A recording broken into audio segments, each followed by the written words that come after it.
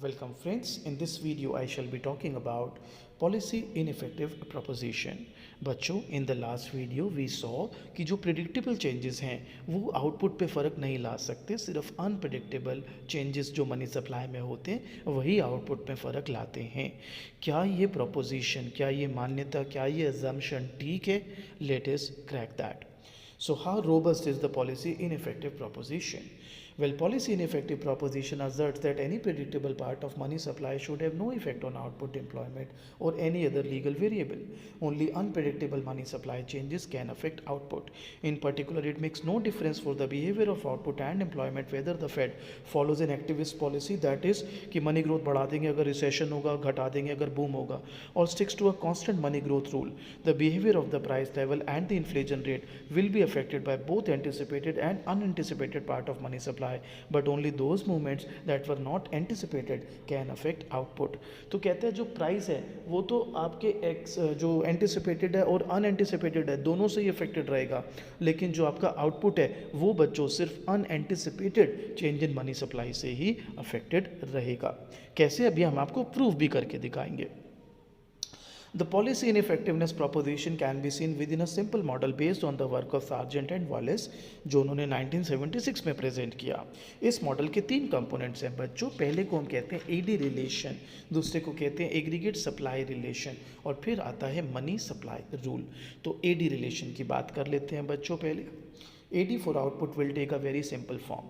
Fiscal policy will be assumed to be held constant and monetary policy will be the only policy variable affecting the demand for output. और जायज़ भी है. अगर आप पीछे अभी जब आपने पेज देखा या मेरी बात सुनी, मैंने क्या बोला था कि मनी सप्लाई का चेंज प्रिडिक्टेबल और अनप्रिडिक्टेबल दोनों प्राइस को अफेक्ट करते हैं, लेकिन आउटपुट को सिर्फ unpredictable change in money supply affect करता है. हाँ सर सुना था. तो बेटा किसका चेंज? सर मनी सप्लाई का. तो बेटा मनी सप्लाई फिस्कल पॉलिसी का एलिमेंट है कि मॉनेटरी पॉलिसी का? सर मॉनेटरी पॉलिसी का. तो बस इसीलिए फिस्कल पॉलिसी को कांस्टेंट ले रहे हैं यहाँ पर.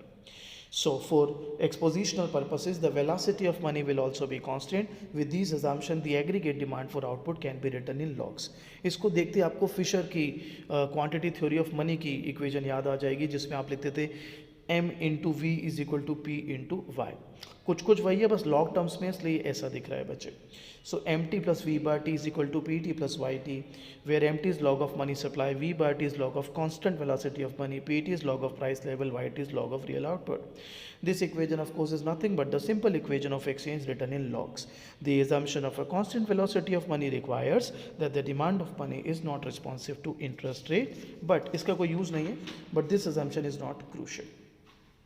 अब आते हैं AS relation. Well, the aggregate supply curve is based on the interpretation of Lucas' work and hence come to be known as Lucas supply equation. अलग से भी आ सकता है ये. Output will deviate from full employment or capacity output, that is YP, only when actual prices differ from those that the public anticipates. Again वही बात है, वो कहते हैं भैया जब तक चेंज नहीं आएगा, जब तक अनएंटिसिपेटेड चेंज नहीं आएगा प्राइस का, तब तक आपका आउटपुट चेंज नहीं होगा. अब लूकस की जो इक्वेशन है वो कैसे लिखी गई है? Y T is equal to Y P, ये actual output in period T, Y P वही capacity output, beta positive constant, P T अभी का time period, T minus one subscript में लिखा है, पी अल्फा टी, या मैं अल्फा लिख रहा हूँ, आप कुछ और भी लिख सकते हैं. Where Y P is full employment output, T minus one, P alpha T is log of price level that public expects will occur in time T viewed from period t minus 1. So the public is assumed to form expectation about the price that will prevail in period t at the end of period t minus 1. यानी पिछले साल में ही expectation आ जाएगी public के दिमाग में कि okay अगले साल एक सर्टेन प्राइस होगा. If the actual price level exceeds the anticipated price level, representative producer will attribute part of this to increase in the relative price and output will be the above trend. On the other hand, if the price level is below the level anticipated, producers will in part believe that the relative prices are low and output will fall below its trend value. अब इसमें एक बात को समझना, मैंने तुम्हें last video में सिखाया था कि एज अ प्रोड्यूसर अगर प्राइसेस बढ़ रहे हैं तो मुझे देखना पड़ेगा कि ये इन्फ्लेशन, जनरल इन्फ्लेशन की वजह से बढ़ रहे हैं या सिर्फ मेरी इंडस्ट्री में ही प्राइस बढ़ रहे हैं, दैट इज़ रिलेटिव प्राइस बढ़ रहे हैं. और फिर मैंने ये भी तुम्हें सिखाया था लास्ट वीडियो में कि जो भी आउटपुट में चेंज आएंगे वो टेम्परेरी चेंजेस के बेसिस पर ही आएंगे, और टेम्परेरी चेंजेस होगा जब रिलेटिव प्राइस में चेंज आए. तो यहाँ पर जो भी प्राइस में चेंज आ रहा है एक्सपेक्टेशन के अलावा, जो भी एक्चुअल प्राइस आ रहा है कम या ज़्यादा, उसका आपके आउटपुट पे असर पड़ेगा, लेकिन पूरा नहीं, सिर्फ उस पोर्शन का जो रिलेटिव प्राइस के चेंज की वजह से प्रोड्यूसर्स अज्यूम कर रहे हैं। इन अदर वर्ड्स, जो उनको लग रहा है टेम्परेरी चेंजेस हैं। इसमें अगर रत्ती भर भी आपको कोई भी डाउट है, मेरा पिछला वीडियो एक्सपेक्टेशन का देखो तो क्लियर हो जाएगा जो मैं बोल रहा हूँ। आगे बढ़ते हैं गाइस। सो एडी वही एडी रिलेशन को डायग्रामेटिकली दिखा दिया, एएस को भी डायग्रामेटिकली दिखा दिया। Assuming the money supply and price expectations are fix, we can present a simple graphical analysis in P Y space, price and output space. In the above figure, AD curve is downward sloping, showing that with a given money stock, higher prices must lead to lower output to keep nominal demand constant. Aggregate supply curve drawn for a given level of expected prices is upward sloping, showing that at higher price levels, the gap between actual and anticipated price increases, leading to higher levels of output. Now, if price expectation did not change when the money supply increased, then output and price both would increase. Minded, if price expectations did not change when the money supply increases, माने unanticipated, कि आपको expectation था ही नहीं कि बढ़ेगा और एकदम money supply बढ़ गई, तो आउटपुट और प्राइस दोनों चेंज होंगे। मैंने दोबारा रिपीट कर रहा हूँ, आपका प्राइस एंटिसिपेटेड अनएंटिसिपेटेड दोनों से अफेक्टेड रहेगा, लेकिन आपका आउटपुट सिर्फ अनएंटिसिपेटेड से रहेगा। यहाँ पर अनएंटिसिपेटेड अगर है तो दोनों प्राइस और आउटपुट चेंज होंगे। So in the above figure, the increase in money supply shifts the AD from AD0 to AD1, thereby raising prices and output. In rational expectation model, price expectations are not fixed but respond to anticipated movements in the money supply. It's like adapt. To show this, one must provide a monetary rule that is utilized by the policy authorities. तो अब जो monetary authorities हैं उन्हें पता है कि यार same नहीं रहती एक्सपेक्टेशन, वो देखते रहते हैं वेरिएबल्स को, लोग उसके हिसाब से अपनी एक्सपेक्टेशन बनाते रहते हैं। तो फिर जो मॉनेटरी अथॉरिटीज़ हैं, जो पॉलिसी अथॉरिटीज़ हैं बेटा, वो एक गिवन रूल लेके चलते हैं जिसको हम मोनेटाइज रूल भी कहते हैं। आइए देखते हैं, इसको मनी सप्लाई रूल भी कहते हैं। M T is equal to sigma 1 Y T minus 1, again यहाँ पे कुछ बुक्स अल्फा लिख देंगी, मतलब वो आप कुछ भी लिख सकते हैं, plus alpha T which is also called money supply rule, where E alpha T bar L T minus 1 is equal to 0। ये क्या है? ये बहुत इंपॉर्टेंट एक्सप्रेशन है, अभी बताते हैं। The money supply at time t is a function of the last period level of output plus a random unpredictable shock alpha t which neither the policy authority nor the public can predict.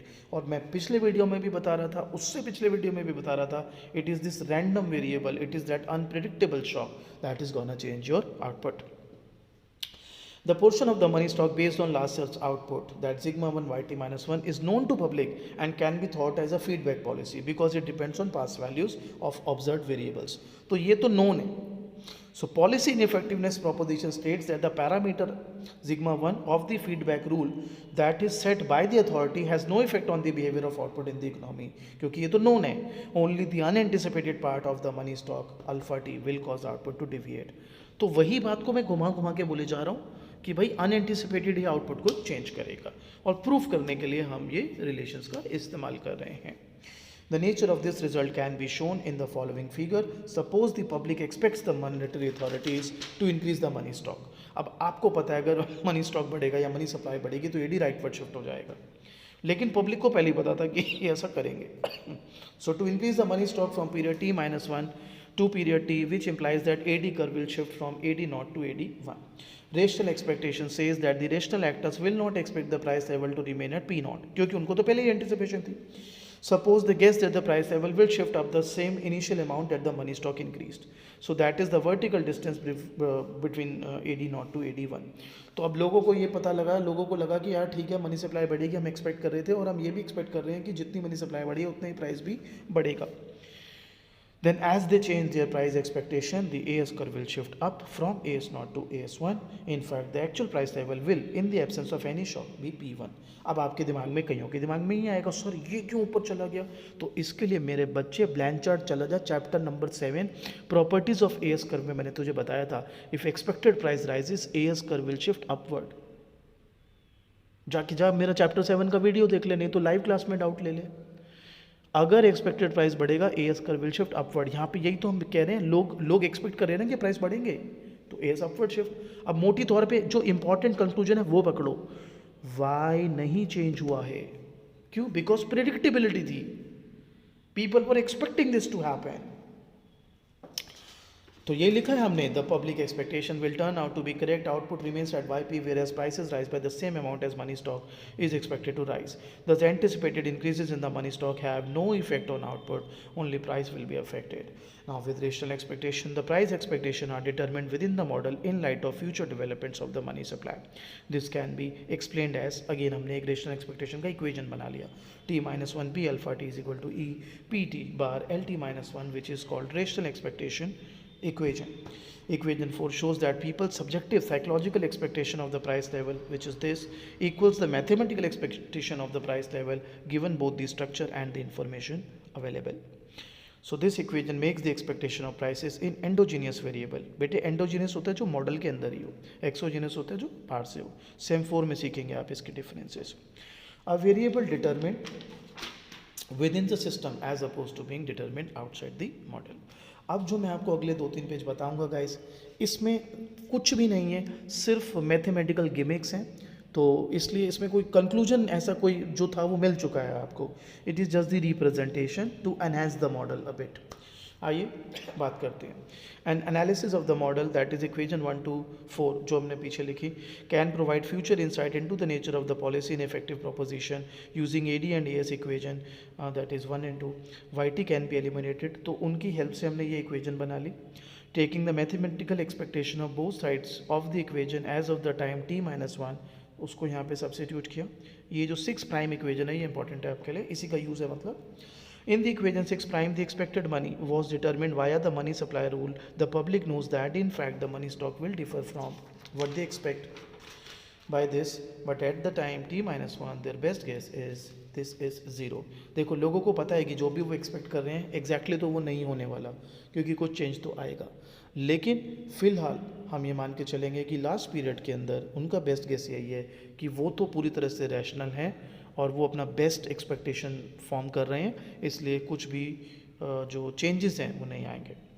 Rational expectation hypothesis is invoked when the mathematical expectation of this is equated with public psychological expectation. So then the expected forecast error is 0, reflecting that on an average the rational public is correct in their forecast. और ये मैंने video 1 में आपको feature भी बताया था rational expectation का, that on an average the errors are 0.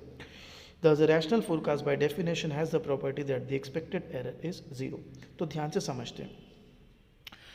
Public जो भी फॉर्म करेगी एक्सपेक्टेशन, उन्हें पता है at the end of the day it may differ, but जब वो एक्सपेक्टेशन फॉर्म कर रहे हैं तो वो ये उम्मीद कर रहे हैं कि वो बेस्ट इन्फॉर्मेशन पर या बेस्ट जो भी उनके पास्ट एक्सपीरियंसेस रहे हैं उसके बेसिस पे एक्सपेक्टेशन कर रहे हैं, तो वो ये मानेंगे कि चेंजेस 0 होंगे.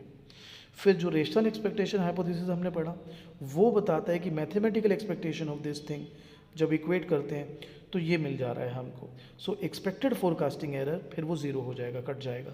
And reflecting that on an average जो लोग सोचते हैं ना वो सही सोचते हैं, उनकी एक्सपेक्टेशन गलत नहीं होती. We can now solve for the price. तो प्राइस के लिए सॉल्व किया, सब्स्टिट्यूट किया इक्वेशंस को, ये 7 आ गया. Therefore the gap between actual price and expected price is this using Lucas supply equation. So just the expressions. Conclusion वही है जो आप ऑलरेडी कर चुके हो. This equation for output reflects the policy इनइफेक्टिवनेस proposition. Only the unanticipated part of money supply affect output. The predictable part of money supply affect price, not output. So the behaviour of output therefore is independent of any predictable policy. For doubts, please WhatsApp me or take a live class.